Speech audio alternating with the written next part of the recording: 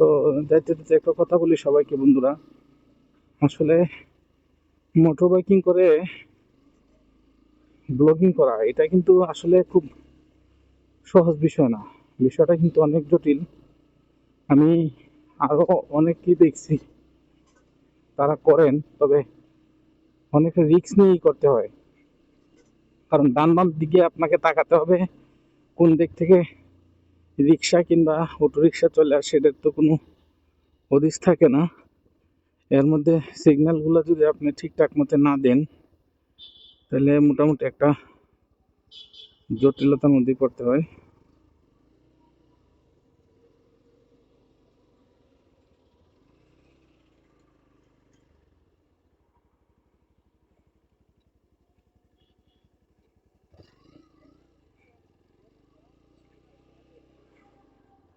যাই বলছিলাম, বন্ধুরা, আসলে অন রোড অফ রোড দুই দিকে আসলে খেয়াল রেখে কিন্তু এই কাজগুলো করতে হয়।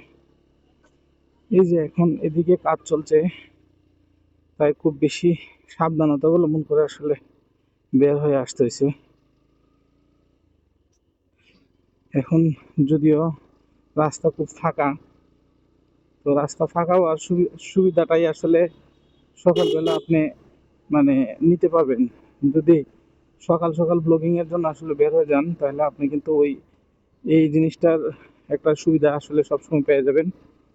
তো আমিও চেষ্টা করতেছি যেন আসলে সকাল সকাল আসলে যেতে পারি। আর ব্লগিং এর সময় দুইটা জিনিস মোটর বাইকে খুব বেশি ইম্পর্টেন্ট। এটা হলো কোন রাস্তা দিয়ে কোন গাড়ি ঢুকতেছে, এটার একটা ভালো ধারণা থাকতে হবে, নতুবা যে কোনো পাশ থেকে আসা আপনার উপরে তুলে দিবে, কিংবা আপনি বুঝতে পারবেন না আপনি কারো উপরে চলে গেছেন কিনা। আর এরকম এই রাস্তার মুখগুলাতে কিংবা বাজারগুলাতে যতটুকু পারা যায় আসলে হরন দিতে হবে।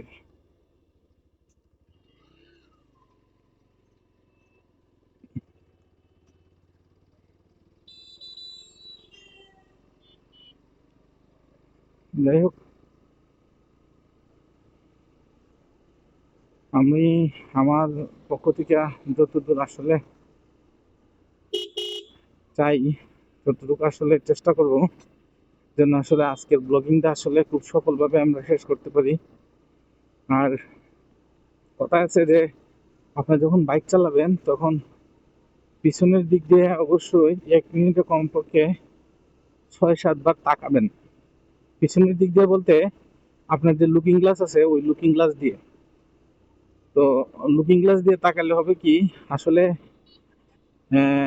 ব্লাইন্ড স্পট যেটা, মানে গাড়ি যখন একদম কাছে আসা পড়ে তখন কিন্তু আর কিছু করার থাকে না। তখন আপনি বুঝতেও পারবেন না, তখন আপনি ডানে বামে যদি কাটতে চান তখন কিন্তু একটা সমস্যা হয়ে যাবে। এই যে আমাকে একটা সিনজি ক্রস করতেছে, সে যখনই আমার পাশে চলে আসলো তখন কিন্তু আমি তারে দেখতে পারি নাই।